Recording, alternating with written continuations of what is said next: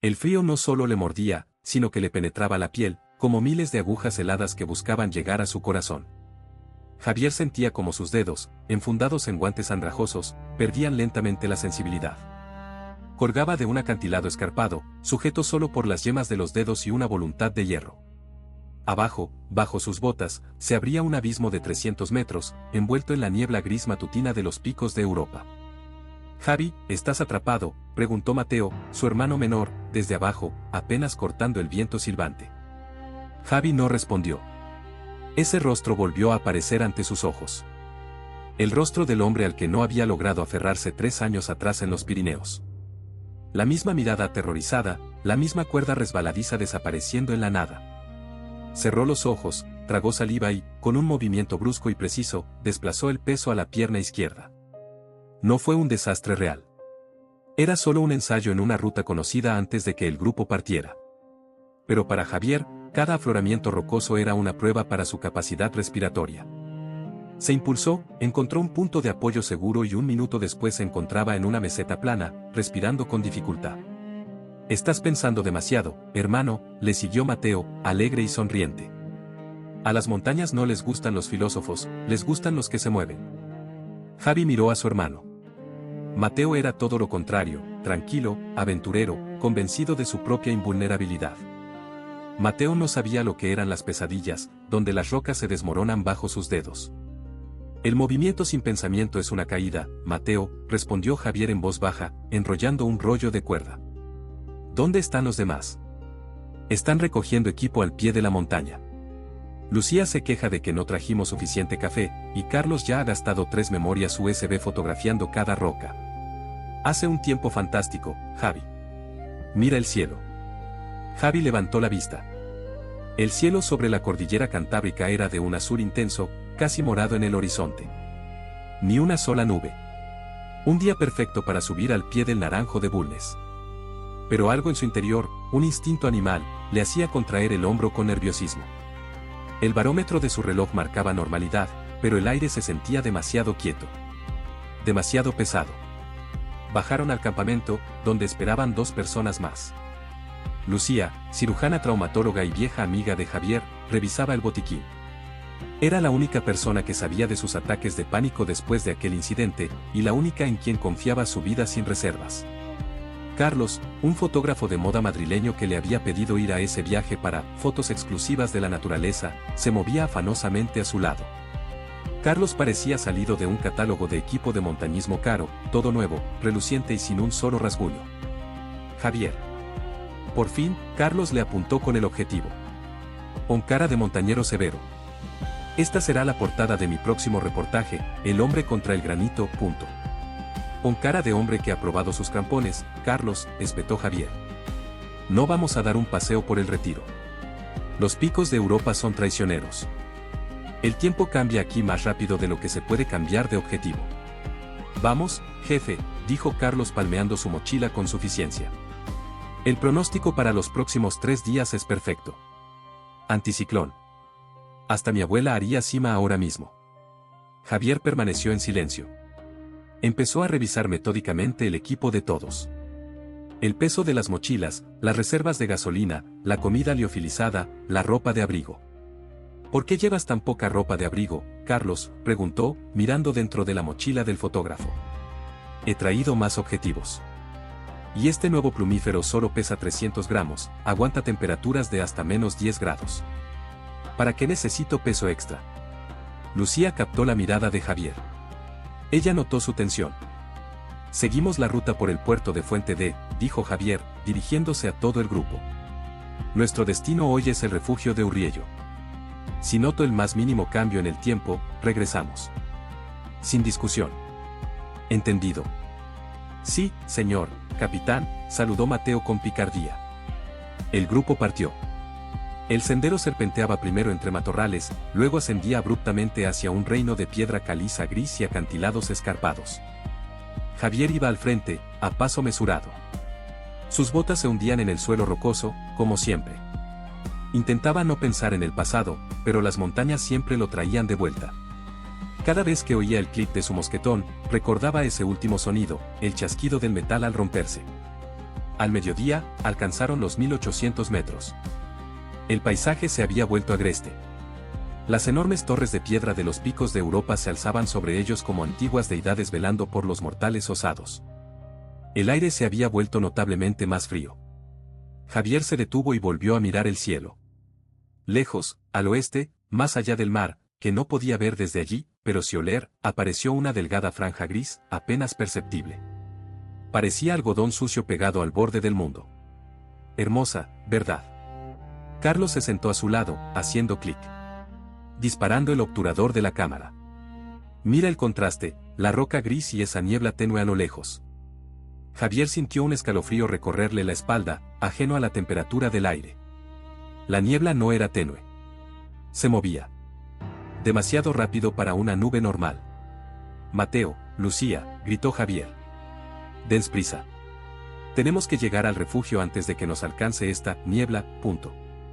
Vamos, Javi, todavía faltan unos 40 kilómetros. Mateo se secó el sudor de la frente. Tendremos tiempo para comer. No hay comida, espetó Javier. Su voz era como el chasquido de un látigo. Preparad las mochilas. Ya. En ese momento, el silencio, que hasta entonces les había parecido tan placentero, se rompió de repente. El viento, una suave brisa hacía un momento, emitió un zumbido bajo y vibrante que resonó en los mismos acantilados. Los pájaros que volaban en círculos sobre los picos desaparecieron de repente, como si los hubieran borrado del cielo. Javier miró su reloj. La manecilla del altímetro empezó a temblar. La presión bajaba a un ritmo alarmante. Se dio cuenta de que su día perfecto acababa de terminar. El abismo azul que se extendía sobre sus cabezas comenzó a desvanecerse rápidamente, convirtiéndose en un velo blanco sepulcral. Javier. Lucía se acercó a él con la voz llena de ansiedad. ¿Lo sientes? Sí, respondió, apretando las correas de su mochila. Las montañas han cambiado de opinión sobre dejarnos entrar. La franja gris en el horizonte, que hacía apenas 10 minutos parecía una neblina inofensiva, se transformó en un frente plomizo que devoraba rápidamente el cielo. El sol, que antes bañaba las laderas con un dorado brillante, se desvaneció, convirtiéndose en una mancha pálida y borrosa, y luego desapareció por completo. El mundo a su alrededor perdió su color al instante, volviéndose plano y hostil. La temperatura bajó 5 grados en 5 minutos, dijo Lucía, poniéndose la cazadora. Javier, no es solo niebla, es un choque térmico. El grupo caminó por una estrecha cornisa. A la derecha se alzaba una pared escarpada. A la izquierda una empinada ladera de pedregal que desaparecía en la niebla lechosa. Javier sintió que el aire cambiaba, se volvió húmedo, pesado y punzante. Podía oler el ozono y el hielo seco. Oye, mira, Carlos se detuvo, señalando un afloramiento rocoso. Allí, en una pequeña hornacina, se apiñaban varias cabras montesas, rebecos. Los animales, habitualmente tímidos, ya no prestaban atención a los humanos, permanecían inmóviles, acurrucados unos contra otros, con las fosas nasales dilatadas por el miedo. Javier conocía esta señal. Cuando los animales salvajes buscan refugio y pierden el miedo a los humanos, se acerca algo que supera a todos los seres vivos. Vamos, no te detengas, ordenó Javier. Mateo, fíjate en el ritmo de Carlos, se está quedando atrás. Estoy bien, espetó el fotógrafo, aunque su respiración se había vuelto pesada y entrecortada. La cámara pesa mucho, tengo que capturar esta luz. Es increíble, maldita sea la luz. Carlos, mete la cámara en la bolsa impermeable, dijo Javier, sin siquiera darse la vuelta. Si no llegamos al paso en 40 minutos, nos enterraremos aquí. El viento cambió, ahora no soplaba del mar, sino de arriba, de los gélidos corredores de los picos. Era la Burbia, un viento traicionero de montaña que no solo traía frío, sino también aguanieve. Los primeros perdigones impactaron en sus cascos, con un sonido como de cuentas desmenuzadas. 15 minutos después, el aguanieve dio paso a copos de nieve pesados y húmedos. Eran tan grandes que les tapaban los ojos y la boca. La visibilidad se redujo a 10 metros. Javi, Mateo alcanzó a su hermano y lo agarró del codo. No llegaremos al refugio de Urriella. Tenemos que girar hacia el agujero en la pared. Allí hay una antigua cueva de pastor. Javi hizo una pausa, mirando su GPS. La pantalla parpadeó. Debido a la densa capa de nubes y al aire ionizado, la señal era débil y saltaba constantemente. El refugio tiene 2 kilómetros de desnivel y una travesía. Hay 1,5 kilómetros cuesta abajo hasta la cueva. Si empezamos a descender ahora, perderemos altitud que no podremos recuperar. Si nos entierran, no podremos recuperarlo. Lucía se acercó, haciéndose oír.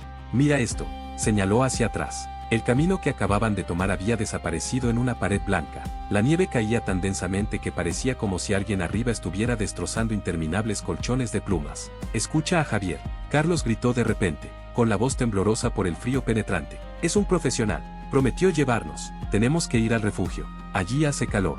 Hay una estufa. No sobreviviré en un agujero en la roca». «Carlos, cállate y respira hondo». Mateo le dio un fuerte empujón en el hombro. «Javi, decide. Tú mandas aquí».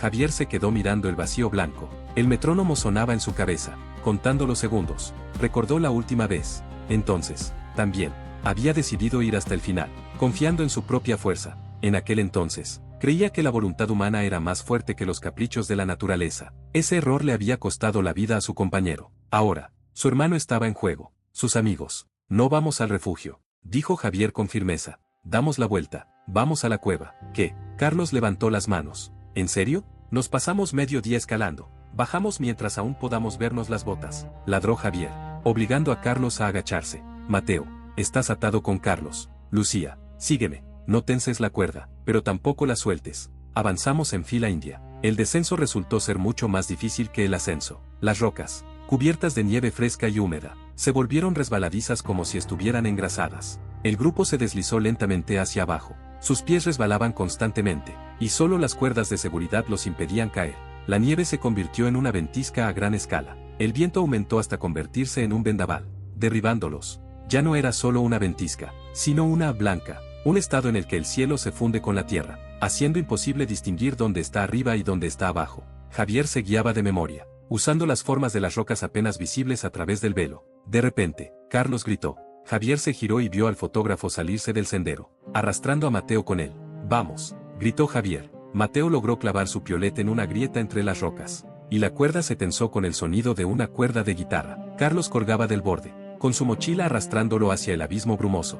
«No te muevas», dijo Javier corriendo hacia ellos, hundiéndose hasta las rodillas en la nieve. «Lucía, asegura». Juntos con Mateo, arrastraron a Carlos, pálido de miedo, de vuelta al sendero. Todo su cuerpo temblaba. Le castañeteaban los dientes. «Mi cámara», se estrelló, susurró, con la mirada perdida. «Me da igual la cámara. Estás vivo». Mateo respiraba con dificultad, con la cara cubierta de una costra de hielo. «Y, Javi, nos hemos perdido. Este es el camino equivocado. Nos hemos desviado demasiado a la izquierda». Javi miró a su alrededor. Solo vieron cornisas grises y desconocidas. No podía haber una cueva allí. Estaban parados en una cornisa estrecha, expuestos a todos los vientos, y la tormenta solo cobraba fuerza. La temperatura seguía bajando, y la ropa mojada de los héroes comenzaba a convertirse en una cáscara de hielo. «No encontraremos la cueva en esta oscuridad». Javier miró a su hermano, y Mateo leyó en sus ojos lo que más temía. «Tenemos que construir un refugio aquí, ahora mismo». «¿Aquí? ¿En esta cornisa?». Lucía miró a su alrededor. «Nos volará el viento en la noche. No tenemos elección». Javier sacó una pala para avalanchas de su cinturón. «Si nos quedamos afuera, con el viento, nos congelaremos irreversiblemente en una hora. Cava, busca cualquier depresión en la roca. Nos estamos enterrando en la nieve». En ese momento, una fuerte ráfaga de viento casi los arrojó por el acantilado. El rugido de las montañas se volvió insoportable, ahogando sus pensamientos. Javier se dio cuenta, lo que había sido una caminata fácil se había convertido en una batalla por la supervivencia. Y esta batalla apenas comenzaba. El mundo finalmente se derrumbó hasta quedar reducido a una diminuta roca, sobre la que 4 figuras humanas permanecían congeladas. La nieve ya no caía, volaba horizontalmente, convirtiéndose en una masa densa y afilada. El viento aullaba por las grietas con tanta frecuencia que el sonido parecía mecánico, como si miles de turbinas funcionaran a toda potencia justo encima de sus cabezas. «Cava, maldita sea». La voz de Javier apenas atravesó el rugido. «Mateo, trae otra pala». «Carlos, no te quedes ahí sentado, saca la nieve con las manos o te congelarás». Encontraron una pequeña depresión, un nicho natural bajo un saliente rocoso. Era su única esperanza. Javier sabía que la nieve era un excelente aislante si se sabía usar, pero ahora era su enemiga, intentando empujarlos al abismo. Mateo y Javier trabajaban como un reloj. Chorros de sudor le corrían por debajo de la ropa interior térmica, a pesar del viento gélido, pero no podían parar. Si el sudor se enfriaba, le sobrevendría la hipotermia. Carlos, aún en shock por la caída, se abría paso lentamente entre la nieve acumulada, con movimientos lentos. Lucía, al darse cuenta de que el fotógrafo estaba a punto de desmayarse, lo agarró por los hombros y lo sacudió con fuerza. «Muévete, Carlos. Es una orden». ¿Quieres morir aquí por culpa de tu cámara? Rema. Le puso en las manos una placa de plástico de repuesto para la mochila. Tras media hora de esfuerzo sobrehumano, lograron profundizar el nicho lo suficiente como para que los 4 pudieran meterse. Era un espacio estrecho, oscuro y húmedo, pero allí, tras el afloramiento rocoso, la frenética presión del viento finalmente amainó. Javier subió el último, arrastrando las mochilas. Empezó a construir una puerta con bloques de nieve compactada, dejando solo una pequeña abertura para la ventilación. Cuando el último bloque estuvo en su lugar, solo quedaba un zumbido apagado afuera, y un silencio extraño e inquietante reinaba adentro, roto solo por la respiración pesada y ronca de 4 personas. «Enciendan las linternas», ordenó Javier. Las 4 vigas se cruzaron en el estrecho espacio. Las paredes de su cueva improvisada brillaban con cristales de hielo. Todos estaban cubiertos de nieve, las cejas y pestañas de Mateo eran una costra blanca. ¿Todos bien? Lucía, revisa a Mateo. Se dio un golpe muy fuerte asegurando a Carlos. Javier comenzó a quitarse los guantes mojados, con los dedos temblorosos. Lucía, disimulando hábilmente el temblor en sus manos, palpó el hombro y las costillas de Mateo. Él hizo una mueca, pero logró sonreír. Tonterías. Solo un moretón del tamaño de Asturias. Hemos tenido peores, ¿verdad, Javi? ¿Recuerdas aquel viaje a Galayos? Javi no respondió. Miró a Carlos. El fotógrafo estaba sentado en la esquina, abrazándose las rodillas. Su costosa chaqueta de plumas, la que tanto había elogiado, estaba empapada. Carlos, quítate la chaqueta, dijo Javier en voz baja. ¿Qué? No. Tengo frío, balbuceó. Quítatela, te dije. Está mojada. Se congelará por dentro y te absorberá todo el calor. Ponte un forro polar seco de la bolsa impermeable y un cortavientos encima. Ahora. Mientras Carlos, castañeteando, se cambiaba, Javier sacó el quemador. Era un momento crítico. El gas podría fallar a esa altitud y con ese frío. Apretó el piezoeléctrico. 1, 2, 3 veces. Nada. Un silencio denso invadió la cueva. Mateo y Lucía se quedaron paralizados, mirando el pequeño aparato en las manos de Javier. Sin agua caliente, sus posibilidades de sobrevivir a la noche se reducían rápidamente. Javier se metió el hornillo debajo de la chaqueta, acercándolo al cuerpo para calentar el recipiente. Cometimos un error, dijo Carlos de repente. Su voz se había fortalecido, pero había un dejo de histeria en ella. Deberíamos haber ido al refugio. Ya estaríamos calentándonos allí. Javier, nos has arrastrado hasta aquí. Dijiste que había una cueva, pero estamos en una especie de madriguera de conejo. Aquí nos congelaremos y nadie nos encontrará. Cállate, Carlos. Mateo se inclinó hacia adelante amenazante.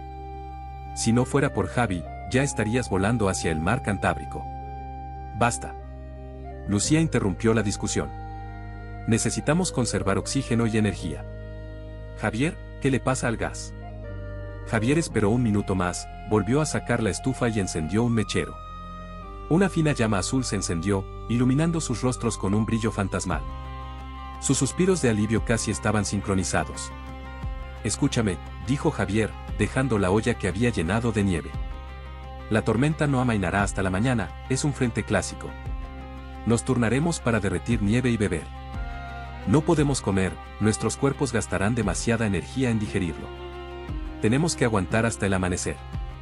No podemos dormir todos a la vez. Haremos turnos de 1 hora. Yo soy la primera. Yo seré la segunda, respondió Lucía. De acuerdo. Mateo, tú eres el tercero. Carlos es el último, si entras en razón. Javier miró fijamente la llama de la estufa. Entendía lo que los demás no.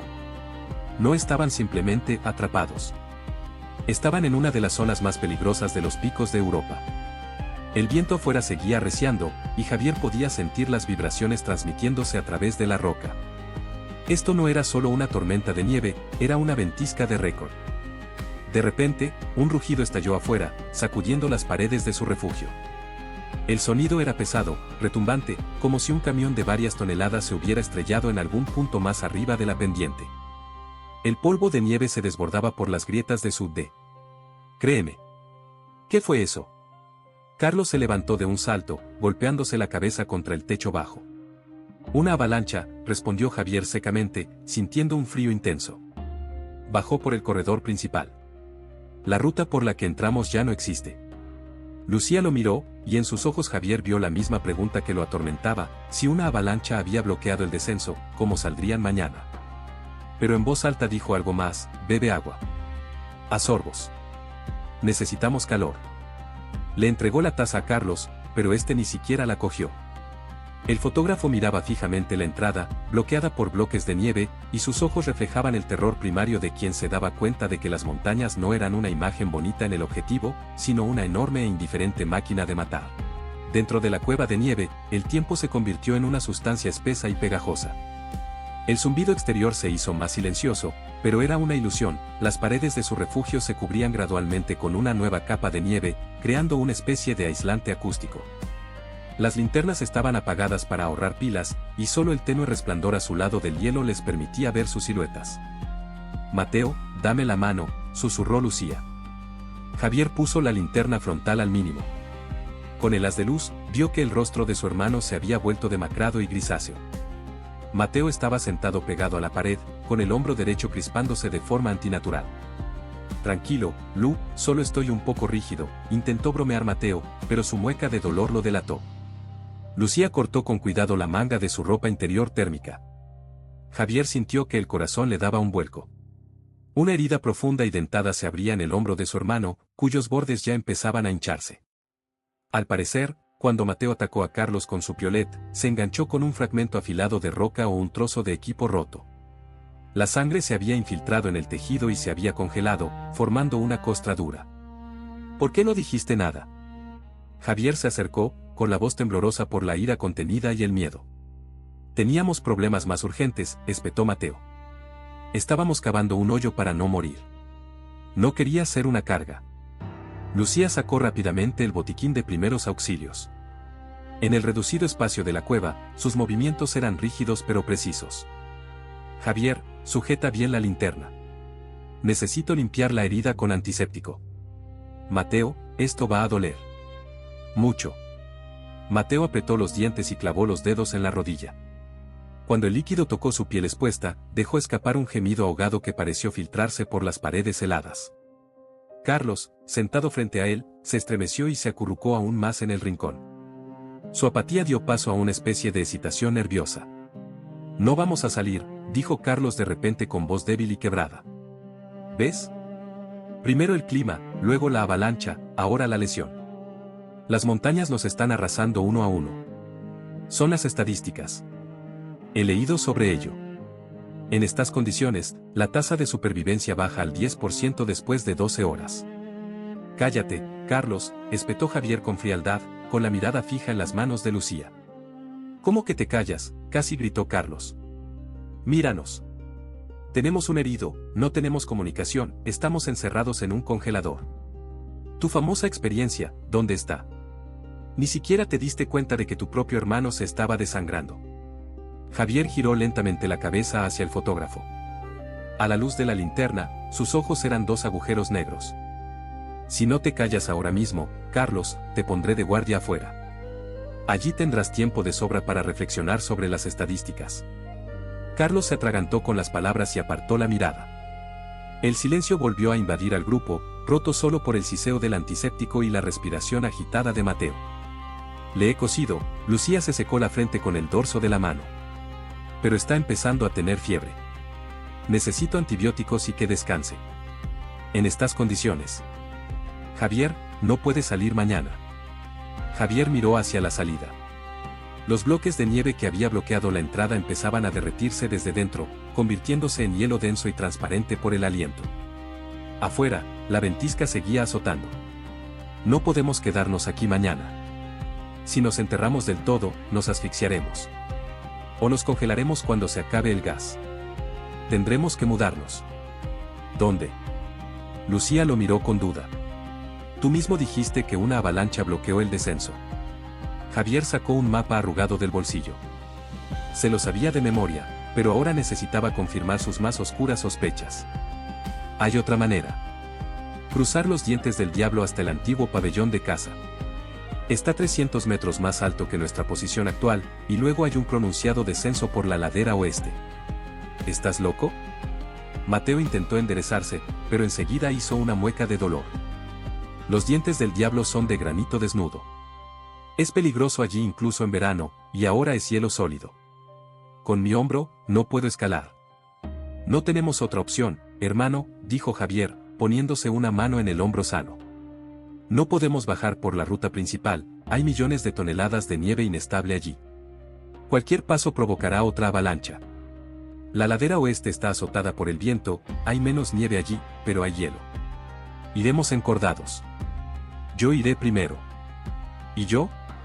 Carlos levantó la cabeza. No soy escalador. Solo quería sacar fotos. No me apunté a los dientes del diablo. Ahora te alistas para salvar tu propio pellejo, dijo Javier, apagando su linterna frontal. Todos, a dormir. De 2 en 2. Lucía, tú y Mateo, abríguenle el cuerpo. Carlos y yo estamos de guardia. La oscuridad se había vuelto absoluta. Javier estaba sentado en la entrada, escuchando los sonidos de la tormenta. Cada ráfaga de viento parecía una voz del pasado. Recordó los Pirineos. En aquel entonces, su compañero también había resultado herido. Y entonces, Javier también decidió arriesgarse, eligiendo la ruta difícil. Terminó con él sujetando la cuerda congelada durante 3 horas hasta que le atravesó el guante y la piel antes de romperse. Apretó el puño involuntariamente, sintiendo la vieja cicatriz en la palma. Esta vez será diferente, susurró al vacío. Dijiste algo, dijo una voz débil. La voz de Carlos. Duerme, respondió Javier. Mañana será el día más largo de tu vida. Javier sacó su GPS. El dispositivo finalmente había captado 2 satélites. Un punto en la pantalla parpadeaba en el centro de una mancha blanca. Estaban en el corazón de los picos de Europa, atrapados entre el cielo y la tierra. Javier lo comprendió, las montañas no solo estaban probando su fuerza. Estaban esperando a que una de ellas cometiera el primer error fatal. Y como líder, sabía que ese error probablemente sería suyo. La oscuridad en la cueva de nieve era tan densa que parecía tangible. Le oprimía el pecho, dificultándole la respiración, y solo el crujido ocasional de la nieve contra la corteza helada de la entrada le recordaba que el mundo aún existía. Javier permanecía inmóvil, como una estatua silenciosa. Su conciencia se balanceaba entre la vigilia ansiosa y la semiconsciencia febril. La temperatura dentro del refugio descendía inexorablemente. Las paredes, que antes parecían una salvación, ahora exudaban un frío mortal. Javier sentía que el calor abandonaba su cuerpo poco a poco, centímetro a centímetro, a pesar de las capas de ropa moderna. Javi, el susurro de Lucía rompió el silencio. No estaba dormida. Mateo arde. Tiembla tanto que temo que se le rompan los puntos. Javi encendió la linterna. Una luz tenue reveló el rostro de su hermano, manchas rojas insalubres aparecieron en su piel pálida, tenía los labios agrietados. Mateo se revolvía en el apretado saco de dormir, murmurando incoherencias. Dale más antipirético, dijo Javier intentando mantener la voz serena, aunque por dentro se le crispaba un presentimiento. Ya le he dado el máximo. Necesitamos calor, Javier. Calor de verdad. Su cuerpo está agotando sus últimos recursos para combatir la infección y el resfriado. Si no lo calentamos en las próximas horas, entrará en un estado de agotamiento profundo. Carlos, levántate, dijo Javier dándole un codazo al fotógrafo en el costado. Gritó y saltó, golpeándose el hombro contra el techo bajo. ¿Qué? ¿Qué ha pasado? Otra avalancha. Los ojos de Carlos se movían desesperados a la luz de la linterna. No. Mateo no está bien. Escucha con atención, tenemos que usar el método de la manta. Quítate la chaqueta, juntaremos los 2 sacos de dormir en uno solo. Lucía se acostará de un lado, tú del otro. Mateo estará en el medio. Tienes que darle todo tu calor. Es la única manera de aguantar hasta la mañana. ¿Qué? Carlos retrocedió, apretándose contra la pared helada. ¿Quitarse la chaqueta? ¿Estás loco? Me estoy congelando. Ya no siento los dedos de los pies. Si suelto la chaqueta, estoy muerto. Javier se levantó lentamente, como pudo en el espacio reducido. Había algo en sus movimientos que silenció a Carlos al instante. Javier no gritó. Habló en voz baja, y en el silencio, se oyó el crujido del glaciar. Carlos, este tipo se lastimó al salvarte la vida. Si no fuera por él, te estarías convirtiendo en un bloque de hielo en el fondo del corredor ahora mismo. Tienes 3 segundos para empezar a bajar la cremallera. O ayudas a salvar a mi hermano, o te tiro afuera, y entonces no tendrás que preocuparte por tus dedos. No tendrás que preocuparte por nada. Carlos miró a Javier a los ojos y se dio cuenta de que no bromeaba. Con un sollozo silencioso, comenzó a quitarse la ropa de abrigo. Lucía creó rápidamente un capullo, envolviendo a Mateo en capas de plumón y membrana, apretándose contra él. Carlos, temblando con tanta fuerza que le castañeteaban los dientes, se tumbó al otro lado.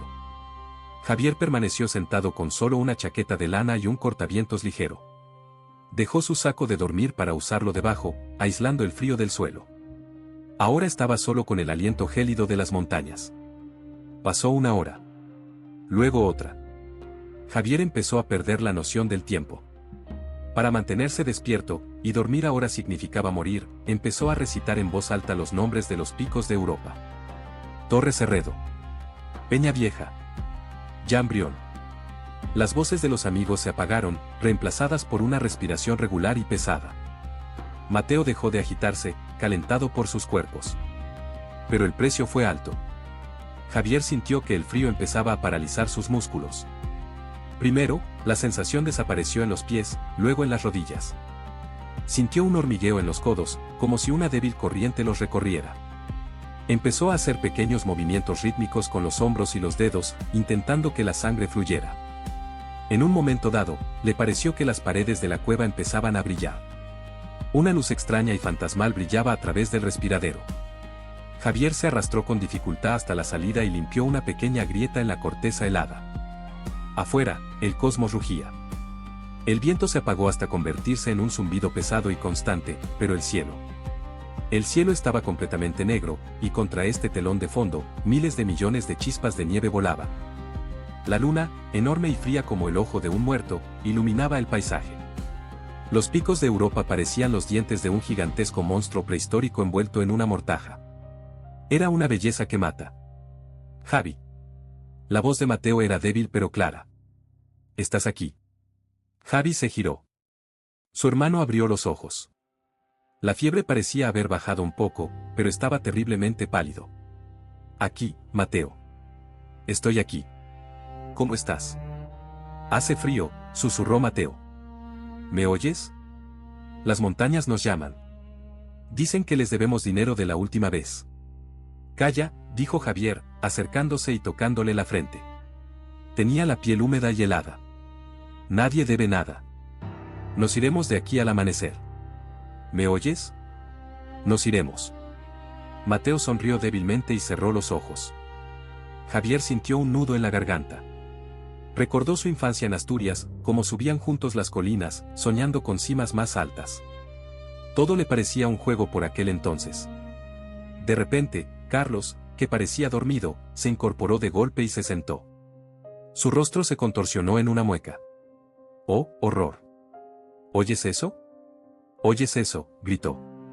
Carlos, cállate, siseó Lucía. No. Hay alguien ahí. Ahí fuera. Alguien está arañando nuestra puerta. Son ellos, vienen a por nosotros. Javier se quedó paralizado, escuchando. Al principio, solo oía el viento. Pero luego. Arañazos. Un sonido rítmico y metálico que provenía de la entrada. Como si alguien o algo intentara abrirse paso a través de la espesa capa de hielo y nieve. Es solo el viento empujando rocas, dijo Javier, aunque instintivamente buscó su piolé. El sonido se escuchó de nuevo. Más fuerte. Más claro. Y luego un suspiro pesado y forzado que erizó los pelos de la nuca de todos. No era el viento. Era el sonido de una respiración viva que venía del otro lado del muro de nieve. Javier encendió su linterna a toda potencia y la apuntó hacia la entrada. La capa de hielo que sellaba la cueva se quebró de repente, y algo oscuro y peludo se abrió paso hacia el interior. «Dios mío», exhaló Lucía. Carlos gritó, adentrándose en la cueva, y Javier agarró con más fuerza el mango de su piolet, listo para la última pelea de su vida. La mancha oscura que asomaba por la grieta se congeló. A la luz de la potente linterna, Javier no vio las garras de un monstruo mítico, sino un hocico negro y húmedo y un pelaje espeso cubierto de escarcha. Era un perro. Un mastín enorme, uno de esos perros pastores que cuidan los rebaños durante todo el año en los valles de los picos de Europa.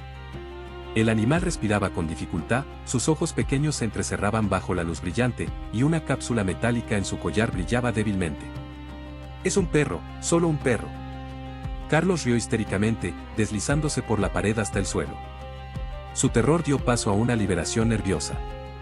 «No es solo un perro». Javier bajó lentamente el piolet, con el corazón latiéndole con fuerza. Si el mastín está aquí, entonces hay una cabaña de pastor o un campamento temporal cerca. Pueden sentir a la gente a kilómetros de distancia. El perro emitió un ladrido corto y bajo y comenzó a arañar furiosamente la nieve que bloqueaba la entrada con las patas. Javier corrió en su ayuda, apartando los bloques de hielo.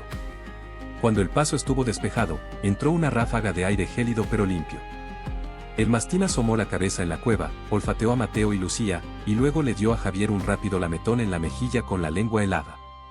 «Mira, tiene algo en el collar», señaló Lucía, señalando una cápsula metálica.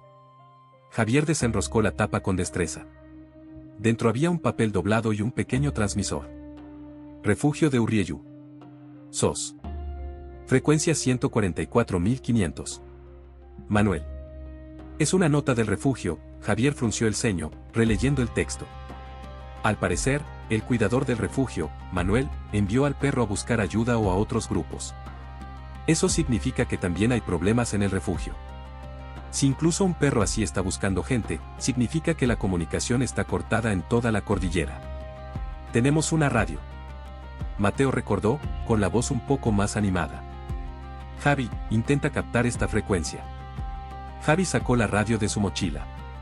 En el aire frío de la cueva, el cuerpo del dispositivo parecía un bloque de hielo. Lo encendió. La pantalla parpadeó y mostró un nivel crítico de carga. Las baterías de litio detestaban este tipo de escarcha. «Vamos, manos a la obra», susurró, seleccionando la frecuencia deseada. El altavoz respondió solo con un monótono siseo de estática.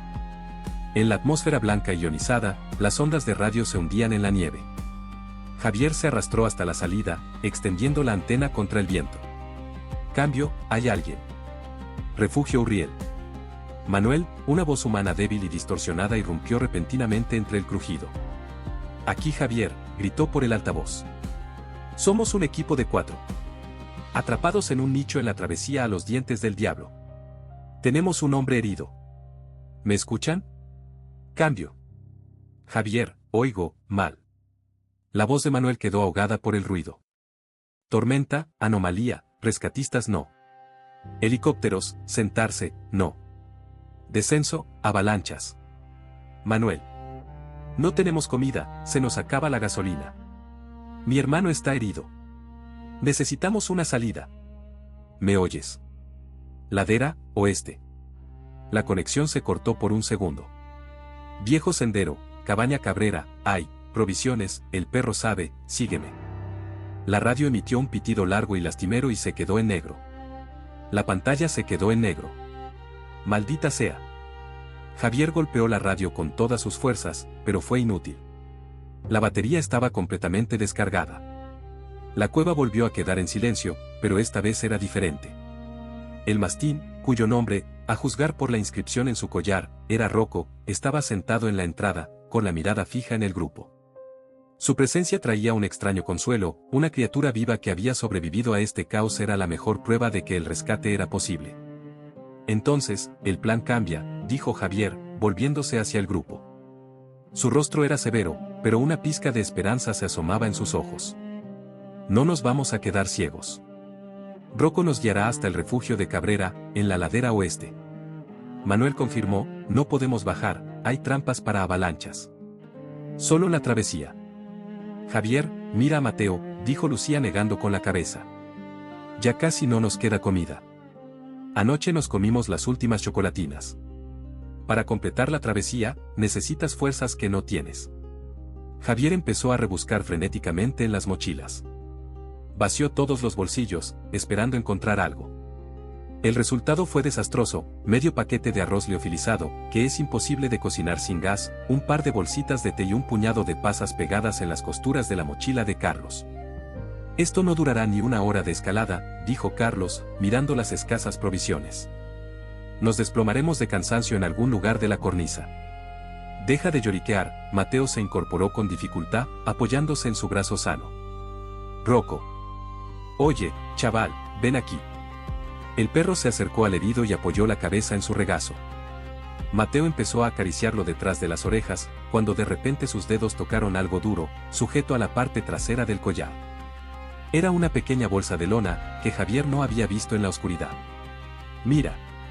Mateo sacó el contenido. 2 grandes trozos de queso de oveja seco y un gran trozo de jamón ahumado, envueltos en papel aceitado, cayeron al suelo de la cueva. Manuel, un guardabosques experimentado, sabía que pasar una nota sin comida era una sentencia de muerte. Estas son calorías. Javier empezó rápidamente a cortar el queso en partes iguales. Esto es grasa y proteína. Esta es nuestra gasolina para llegar al refugio. Comieron lentamente. Masticó cada bocado concienzudamente, aunque quería tragárselo todo de un trago. El queso estaba salado y picante, lo que le daba sed, pero Javier le prohibió comer nieve, solo le bajaría la temperatura corporal. Derritió el último hielo de la olla con el calor que le quedaba en las manos.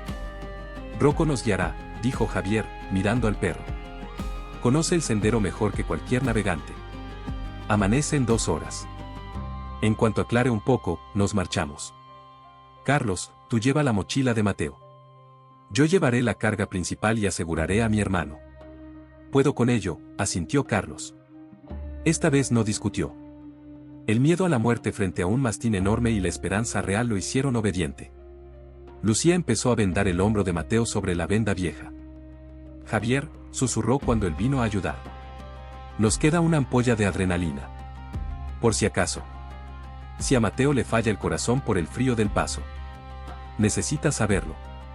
Javier asintió, sintiendo un nudo en el estómago. Estaban conectados con el mundo por un hilo muy fino, y ese hilo podía romperse en cualquier momento. Afuera, el cielo empezaba a adquirir un tono gris sucio. La tormenta continuaba, pero el horizonte emergía lentamente entre la penumbra. Es la hora, dijo Javier, poniéndose la mochila. Rocco, guía. El perro se levantó, se sacudió con tanta fuerza que el polvo de nieve voló en todas direcciones, y se adentró con paso firme en el furioso infierno blanco. 4 personas, unidas por una sola cuerda y un mismo destino, lo siguieron. Cuando el grupo salió de la cueva, el mundo los recibió con un caos primordial. El amanecer en los picos de Europa no trajo luz, simplemente reemplazando la negra penumbra por una grisácea a través de la cual apenas se distinguían los contornos de los acantilados. Rocco abrió el camino, moviendo con seguridad sus poderosas patas. Era como si leyera un mapa invisible, encontrando con precisión el equilibrio donde el hielo traicionero se escondía bajo una capa de nieve fresca. Tras una hora de agotadora escalada, la tormenta comenzó a amainar repentinamente. El viento, que recientemente había derribado a la gente, se convirtió en ráfagas irregulares y luego se retiró hacia los valles, dejando tras de sí un silencio ensordecedor y antinatural. Las nubes se abrieron y, por un instante, el sol se asomó por las grietas, frío, de un pálido limón, pero increíblemente brillante contra la nieve cegadora. Mira, se detuvo Carlos, jadeando. El cielo se está despejando, estamos a salvo. Se arrancó la máscara protectora del rostro, aspirando con avidez el aire gélido. Lucía y Mateo también se quedaron paralizados, contemplando el panorama que se abría ante sus ojos. Los picos de las montañas, cubiertos de un sudario blanco nítido, brillaban con los primeros rayos de luz. Era como un milagro. En algún lugar, muy abajo, entre los claros de la niebla, apareció un punto verde del valle. Javi, quizás deberíamos intentar bajar por aquí mismo. Mateo se apoyó con fuerza en su piolé. Su rostro, cubierto de escarcha, parecía agotado, pero la emoción brillaba en sus ojos. Mira, el paso está a tiro de piedra. Si bajamos ahora, estaremos con la gente al anochecer. Javi permaneció en silencio. Se quedó de pie al borde de la cornisa, con la mirada fija en el valle. La experiencia le gritaba que ese silencio era una trampa. Podía ver el sol calentando la capa superior de nieve, aún sin asentar. No, espetó Javier. Seguimos la travesía. Pero Javier, Carlos alzó las manos. Mira a tu alrededor. Se acabó la tormenta. ¿Por qué subimos a los dientes del diablo si la bajada está abierta? ¿Solo intentas demostrar tu resistencia? Mi teléfono podría tener señal si bajamos un poco más. Carlos, mira la cornisa que tenemos encima. Javier señaló la enorme capa de nieve que cubría su antiguo sendero. Y mira la ladera de abajo. ¿Ves esos surcos? Son las marcas de las avalanchas de anoche. La nieve aún no se ha puesto. El sol está a punto de empezar a cortar la ladera. Bajar ahora es un suicidio. como para confirmar sus palabras. Rocco emitió un gruñido bajo de advertencia. El perro se quedó paralizado, mirando hacia el paso. Al segundo siguiente, el silencio fue roto por un sonido como el de un potente cañonazo. Luego se oyó un estruendo cada vez más intenso, que hizo vibrar las piedras bajo sus pies. Una capa de nieve se desprendió de la cresta oeste, al principio, pequeña, del tamaño de un camión, pero en un instante se convirtió en una rugiente pared blanca, arrasando con todo a su paso. El grupo se pegó a las rocas. Una enorme masa de nieve pasó rugiendo un par de cientos de metros más adelante, llenando el corredor que habían planeado descender el día anterior. El aire se llenó de una fina capa de polvo helado que bloqueó el sol al instante. Cuando el rugido se apagó, solo quedaba un caótico montón de bloques de hielo donde antes estaba el sendero hacia el valle. El descenso principal estaba completamente bloqueado. Las falsas esperanzas son la forma más rápida de morir en la montaña, dijo Javier en voz baja, mirando a Carlos, que se había puesto pálido. No te fíes del sol en picos. Aquí no calienta, solo mata.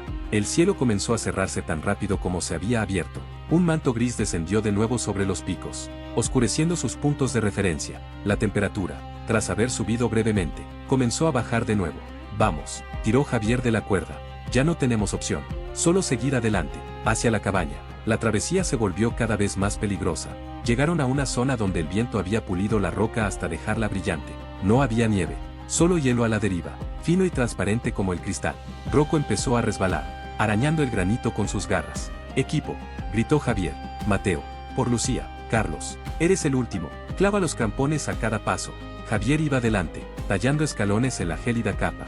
Cada golpe del piolet le producía un dolor sordo en los antebrazos. Sentía que las fuerzas se le escapaban, pero la imagen de su hermano siguiéndolo lo impulsaba. Mateo aguantó con valentía, pero Javier lo vio arrastrar la pierna derecha y cerrar los ojos con fuerza por el dolor del hombro. Solo un poco más, animó Lucía, aunque ella misma apenas podía mover las piernas. Rocco ve el camino. De repente, Rocco se detuvo ante una estrecha grieta, tras la cual comenzaba el ascenso a los dientes del diablo. El camino estaba bloqueado por una grieta en la roca, ensanchada por un terremoto o erosión reciente. Tenía aproximadamente 1,5 metros de ancho, pero debajo se abría una boca negra de 100 metros de profundidad.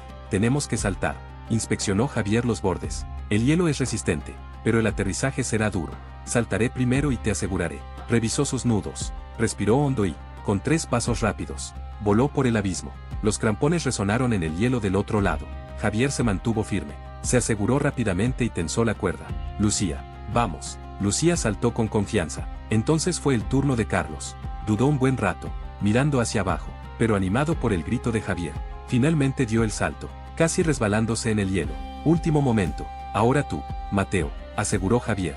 Tranquilo, te tengo. Salta sobre tu pie izquierdo. Mateo asintió. Se preparó, echó a correr, pero en el momento del impacto, un espasmo le atravesó el hombro lesionado. Su salto fue débil. Mateo se golpeó el pecho contra el borde opuesto, sus brazos resbalando convulsivamente sobre las rocas heladas. Te tengo, gritó Javier, poniendo todo su peso sobre la cuerda. Mateo se cernía sobre el precipicio. La cuerda de seguridad se clavó en el hombro de Javier, dejándolo sin aliento. Tira. Lucía y Carlos agarraron la cuerda junto con Javier. Lentamente, poco a poco, levantaron a Mateo. Cuando su hermano finalmente tocó tierra firme, estaba inconsciente. Tenía el rostro gris y la respiración entrecortada y superficial. ¡Qué shock!, dijo Lucía, cayendo al instante a su lado, desabrochando su chaqueta. Javier, está al límite. Adrenalina, necesito inyectársela ya, o no llegará a la cabaña. Javier miró al cielo. La nevada volvía. Grandes copos furiosos empezaban a nublarle la vista de nuevo. Los dientes del diablo se alzaban ante ellos, acantilados negros, impenetrables y helados que tendrían que cruzar con un hombre herido en brazos. Coli, dijo Javier secamente, no tenemos tiempo para descansar. Si nos quedamos atrapados aquí en el paso, nos enterrarán vivos. Miró a Rocco. El perro estaba sentado a su lado, con su cálido costado pegado a Mateo, y aullaba quedamente, presentiendo que la prueba más terrible, la gélida subida a los dientes del diablo, apenas comenzaba. La aguja se clavó en el muslo de Mateo a través de la gruesa tela de su ropa interior térmica. Lucía presionó el émbolo y, por un instante, el silencio se apoderó del aire sofocante y vacío de la montaña, roto solo por la respiración áspera de su hermano. Javier observó el rostro pálido de Mateo, rezando para que la quimioterapia hiciera lo que la voluntad humana ya no podía. 5 minutos y volverá en sí, dijo Lucía, retirando la jeringa con manos temblorosas. Pero esto es un recurso temporal, Javier. Tendremos un máximo de 2 horas de actividad antes de que se produzca la retirada total. Si no superamos los dientes del diablo en ese tiempo, simplemente se quedará dormido, y no despertará jamás. Javier levantó la cabeza. Los dientes del diablo se alzaban ante ellos como un muro, una serie de afilados picos de granito, cubiertos de un glaseado, una fina capa de hielo que se forma cuando el aire húmedo se enfría repentinamente. Normalmente, habría sido una ruta moderadamente difícil, pero ahora, con el agotamiento y el frío, se había convertido en una trampa vertical. No vamos de frente, señaló Javier hacia un estrecho corredor lleno de nieve compacta. Probemos el canal. La nieve allí debería estar compactada por el viento. Los crampones agarrarán mejor que en granito liso. Mateo abrió los ojos. Su mirada era desorbitada, sus pupilas dilatadas. La adrenalina había subido. Estoy bien, graznó, agarrando la mano extendida de Javier. Lo siento todo, cada célula. Vamos. Empezaron a subir.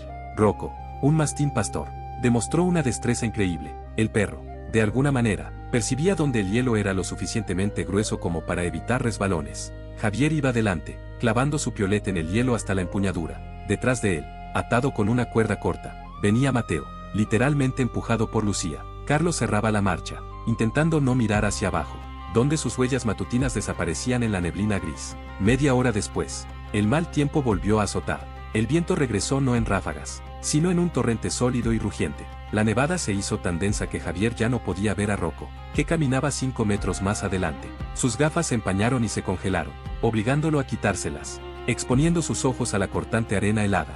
Javi, el grito de Lucía apenas atravesó el rugido. Mateo se está debilitando.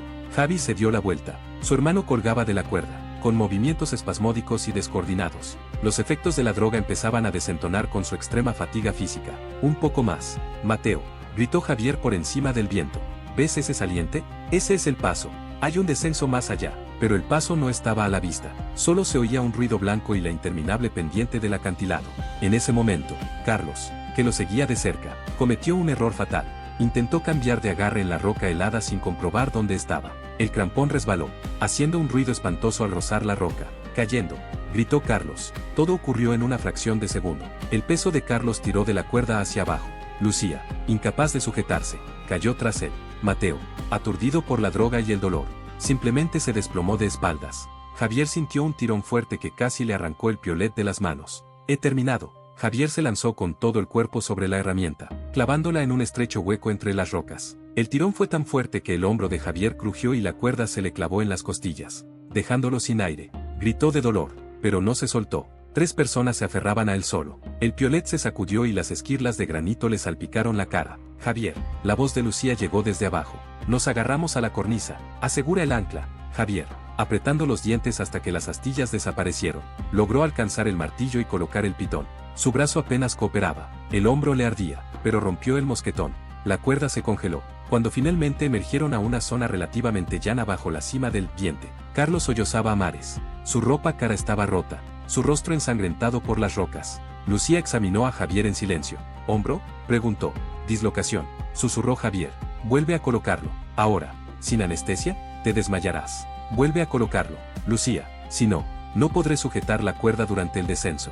Dame el cinturón. Mateo y Carlos se dieron la vuelta mientras Lucía tiraba del brazo de Javier con un movimiento brusco y experto. Se oyó un chasquido sordo y un gruñido corto y apagado de Javier. Se puso pálido como la nieve a su alrededor, pero permaneció consciente. Su hombro volvió a su lugar, aunque su brazo seguía colgando flácido. Estamos en la cresta, dijo Javier un minuto después, secándose el sudor frío.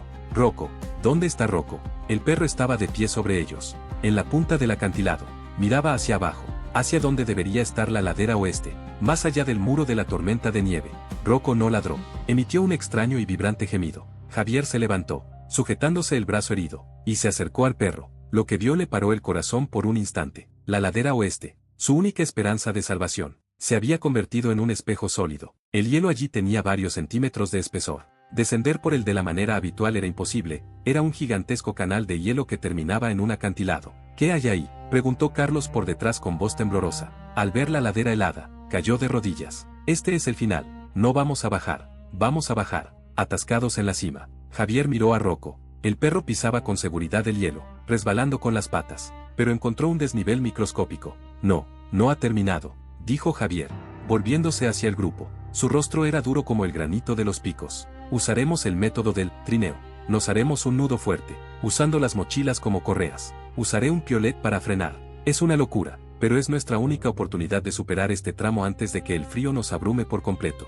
Javier, Esta es una caída sin control. Lucía lo miró como si estuviera loco. Nos estrellaremos contra las primeras rocas, o nos quedamos aquí y nos convertimos en estatuas de hielo en media hora, señaló Javier a Mateo, que ya empezaba a desmayarse. Se te ha ido la adrenalina, Lucía, se está enfriando. Decídete, ya. El viento aullaba con renovado vigor, como confirmando sus palabras. El grupo miró a Javier, luego al moribundo Mateo, y en silencio comenzaron a preparar las cuerdas para el descenso más peligroso de sus vidas. Prepararse para el descenso era como prepararse para una ejecución. Javier, superando el dolor punzante en su hombro reposicionado, ató metódicamente las mochilas. El método del trineo en alpinismo es un acto de desesperación, un paso más allá del riesgo razonable, cuando la gravedad se convierte en la única fuerza impulsora. Carlos, siéntate primero, agárrate a las correas. Lucía, vas en medio, sujetando a Mateo. Yo soy el último. Javier revisó los nudos, sintiendo la cuerda helada clavándose en sus palmas. Mi trabajo es dirigir nuestro rumbo con el piolet y evitar que alcancemos la velocidad crítica.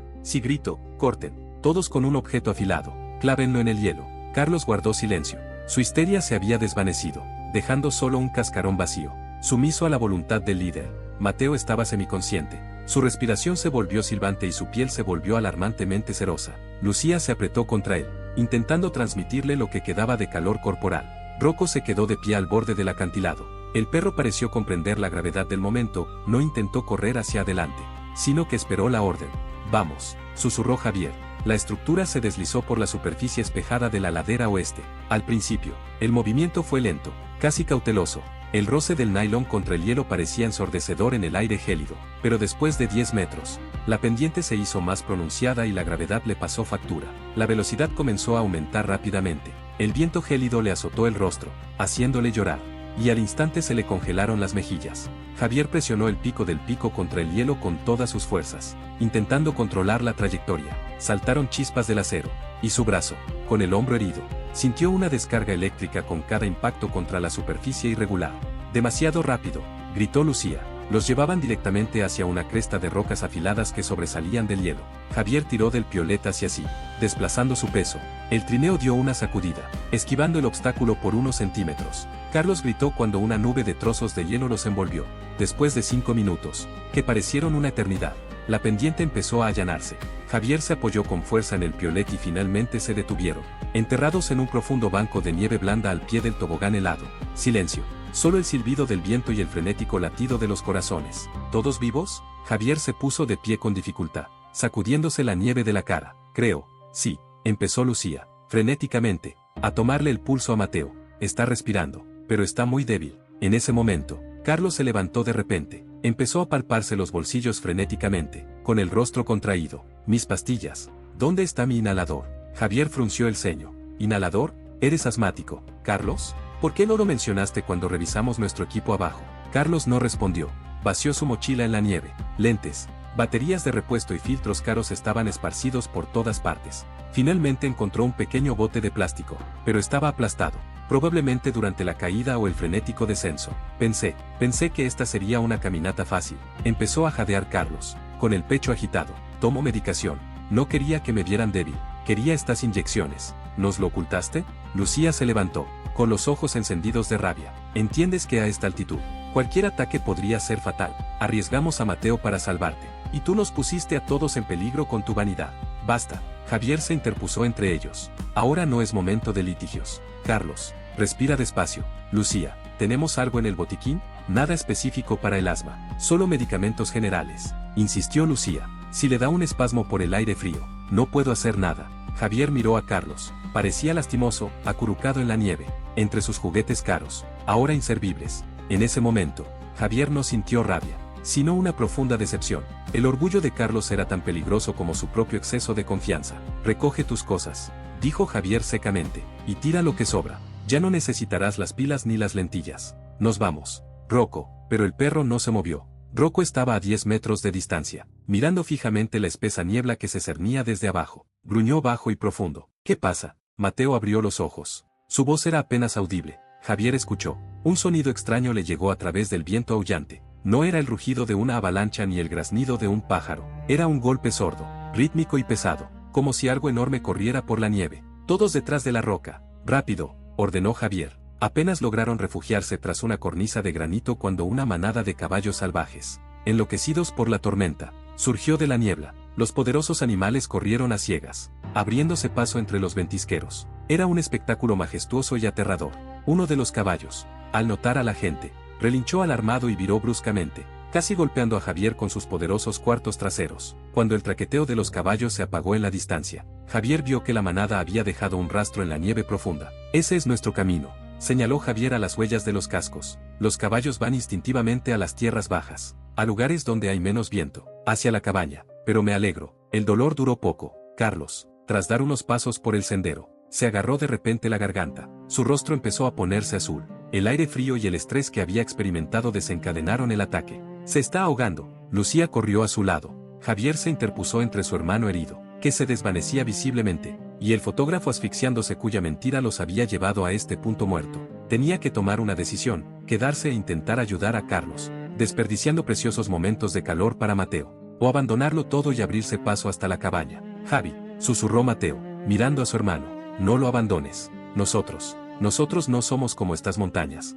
Javi apretó los dientes, se acercó a Carlos, que ya estaba perdiendo el conocimiento, y le dio una fuerte bofetada. Respira, maldita sea. Javier lo agarró por el cuello y lo atrajo hacia su pecho, intentando calentar su aliento con el suyo. Respira mi aire, despacio. Lucía fabricó rápidamente una cámara espaciadora con una bolsa de plástico y un trozo de tubo, obligando a Carlos a inhalar el aire caliente a través de un filtro improvisado. Tras un minuto agonizante, la respiración sibilante remitió. El rostro de Carlos pasó de azul a palidez mortal. ¿Puede caminar?, preguntó Javier, sin mirar a Carlos. Solo si lo sujetamos, respondió Lucía. Javier colocó la mochila de Carlos sobre la suya. Ahora cargaba casi 50 kilos. Vamos, Mateo, agárrate a mi cinturón. Lucía, agárrate al codo de Carlos. Rocco, guíanos a Cabrera. Siguieron las huellas de los caballos, desapareciendo lentamente en la niebla gris. Javier sabía que sus fuerzas flaqueaban, pero en algún lugar, entre los campos de nieve de la ladera oeste, tenía que estar la cabaña de Cabrera, y si no estaba allí, este sendero trillado por los caballos sería su último viaje. Cada paso se convertía en una batalla. El rastro de nieve que dejaban los caballos era a la vez una bendición y una maldición. Los cascos de los animales habían removido la nieve, y ahora sus pies se hundían en la masa suelta, que al instante obstruía sus botas. Javier caminaba delante, encorvado bajo el peso de dos mochilas. Su hombro reimplantado se había entumecido, convirtiéndose en un frío bulto de plomo, pero agradecía esta pérdida de sensibilidad. El dolor ya no lo distraía de su único objetivo. La niebla se había vuelto tan densa que el mundo a su alrededor se convirtió en una blanca cámara de privación sensorial. El horizonte, el cielo y los acantilados se desvanecieron. Solo quedaba la respiración rítmica, el crujido de la nieve y la cola de Rocco asomándose.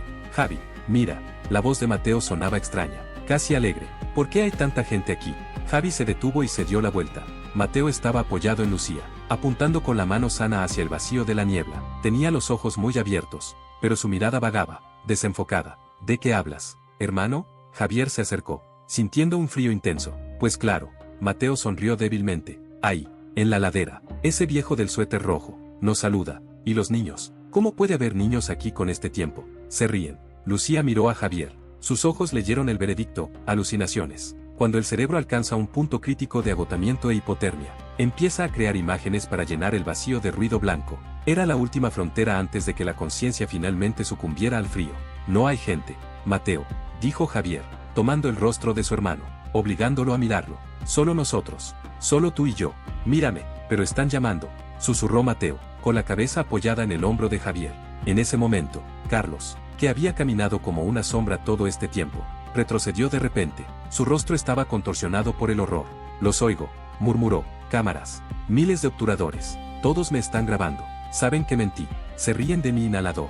Basta, ladró Javier, y su grito pareció romper la niebla por un instante. Escúchame, esto no es la realidad, es el frío jugándote una mala pasada. Si te los crees, te quedarás dormido. Sintió que empezaba a rendirse. Parecía que la nieve bajo sus pies se convertía en un suave y cálido lecho de nubes. Imaginó su antigua casa en Oviedo, el olor a pan recién hecho y el calor de la chimenea. Solo quería tumbarse allí mismo, en ese acogedor ventisquero, y cerrar los ojos un minuto, solo un pequeño y dulce minuto.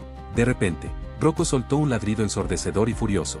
El perro corrió hacia atrás y empezó a morder la pernera del pantalón de Javier, gruñendo y rompiendo su estupor. El dolor de los dientes del perro a través de la tela era como una ducha fría. Gracias, muchacho, graznó Javier. Negó con la cabeza, apartando las visiones. Lucía, Carlos, la cuerda. Nos atamos fuerte, sin distancia. caminaremos como uno solo. Se entrelazaron tan fuerte que podían sentir el latido de sus corazones. Era una columna de condenados, moviéndose a través de una infinita nada blanca. Javier empezó a cantar. Era una vieja canción asturiana que su madre les había cantado de niños. Su voz era quebrada y débil, pero le daba ritmo. Asturias, mi país, Asturias, de mi amor. Lucía se unió. Su voz temblaba, quebrada por el frío, pero cantaba. Incluso Carlos empezó a tararear, luchando por no atragantarse. Mateo simplemente movió los pies, como un autómata, impulsado por el movimiento colectivo.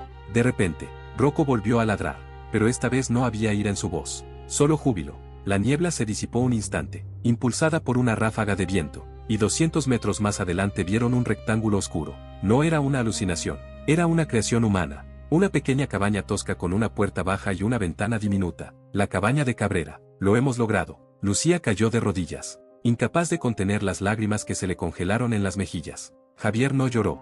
Reunió sus últimos restos de fuerza de voluntad, prácticamente arrastrando a Mateo y Carlos. Los últimos 100 metros hasta la puerta parecieron más largos que toda la caminata por los dientes del diablo. La nieve allí estaba intacta y profunda, como si las montañas estuvieran probando su fuerza por última vez. Cuando finalmente llegaron a la puerta, Javier la golpeó con el hombro.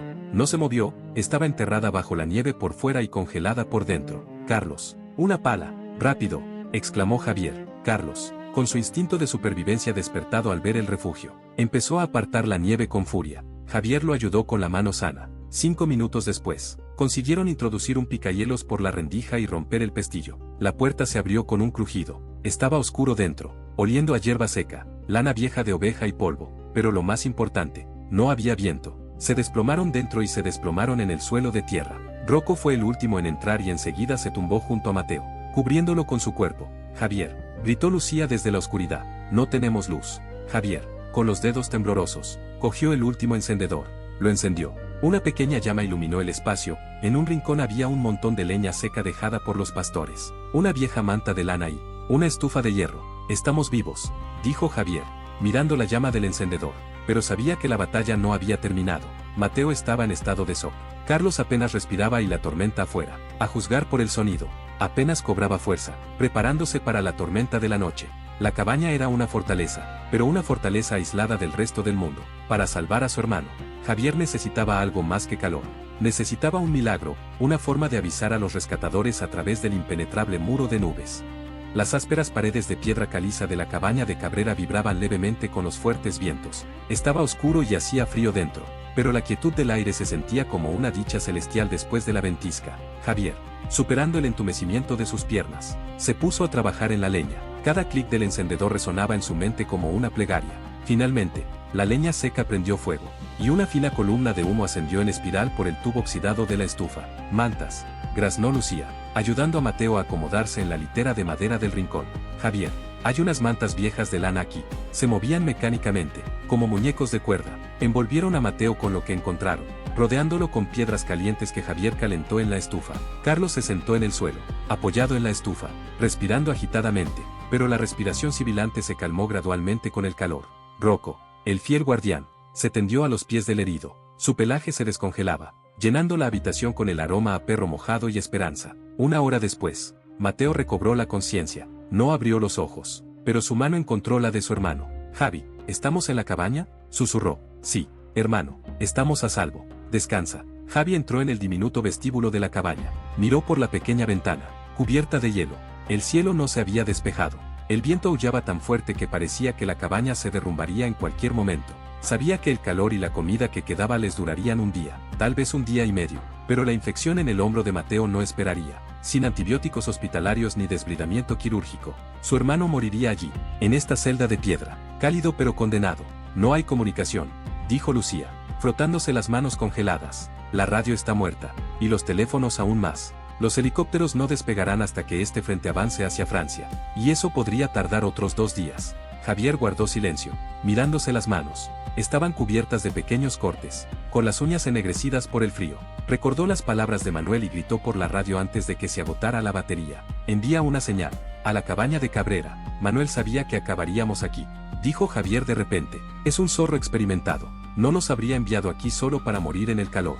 Debe de haber algo más aquí. Empezó a registrar frenéticamente la entrada, bajo un montón de paja podrida y redes viejas. Encontró una pesada caja metálica con el emblema de la Guardia Civil Española. Javier rompió la cerradura con un picahielos y se quedó paralizado.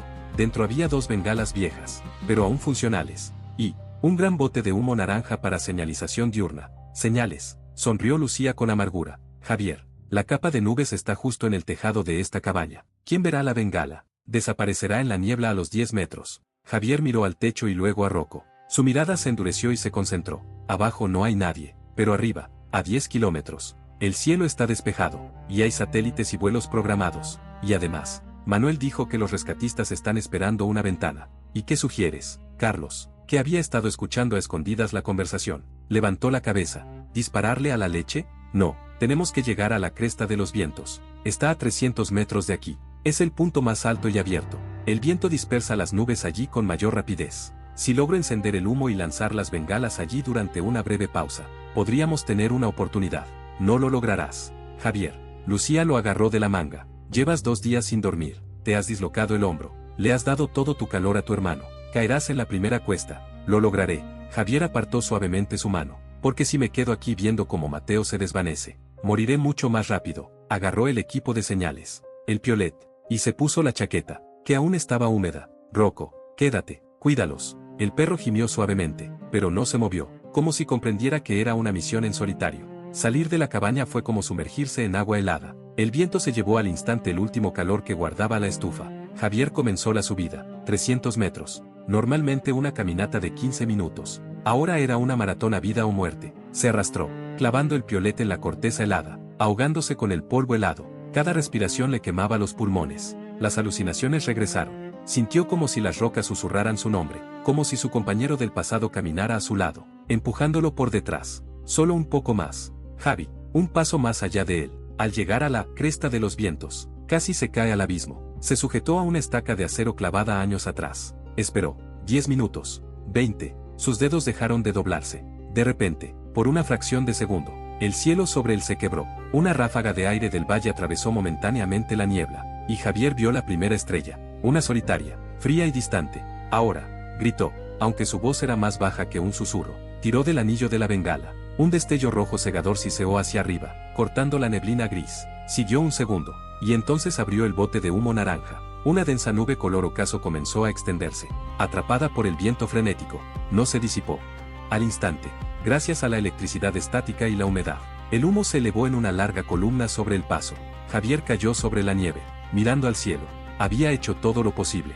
Los cohetes se apagaron.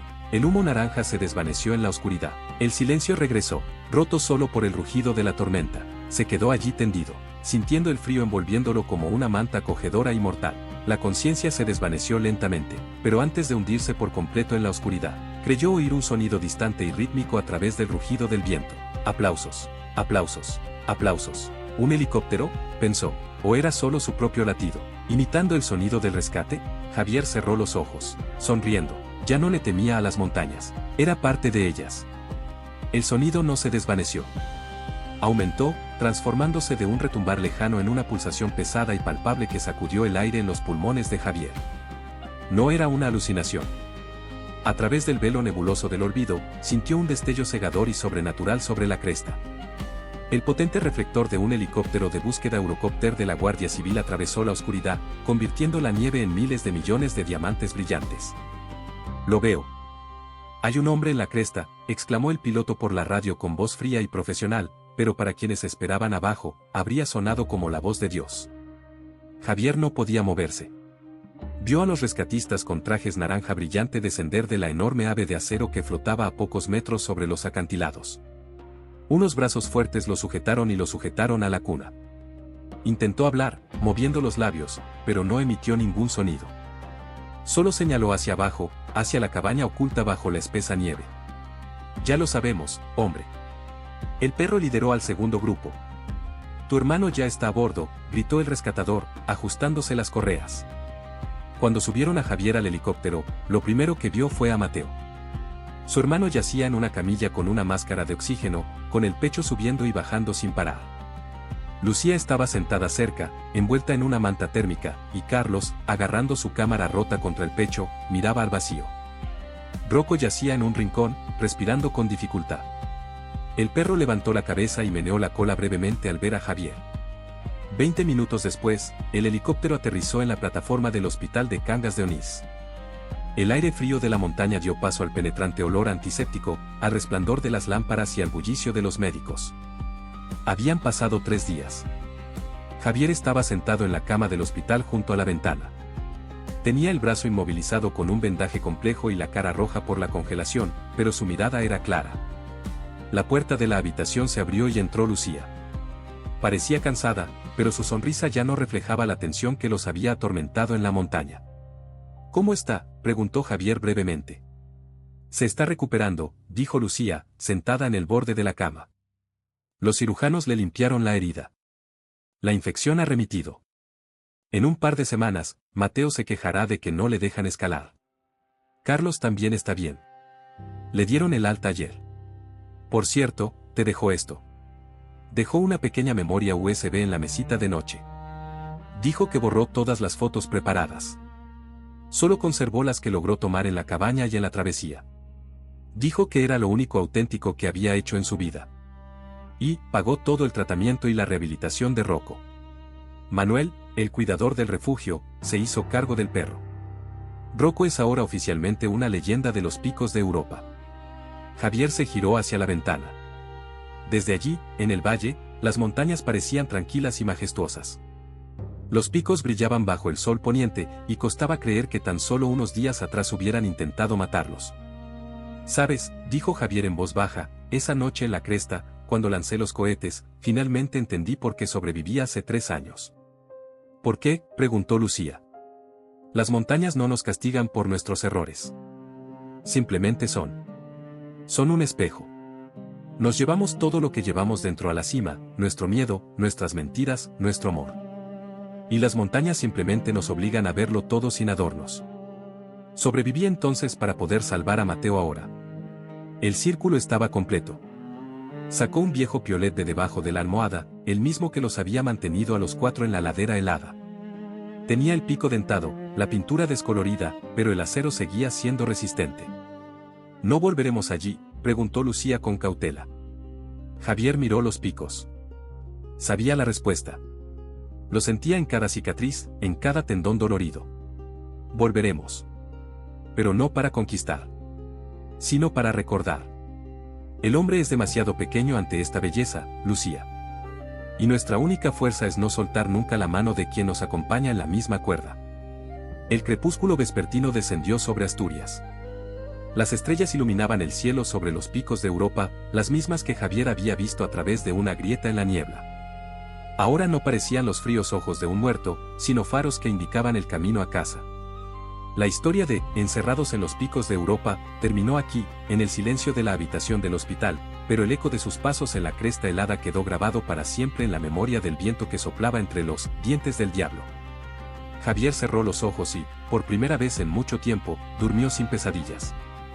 No había cuerdas que caían en su sueño, solo un amanecer dorado e infinito sobre las montañas, que finalmente le permitió escapar.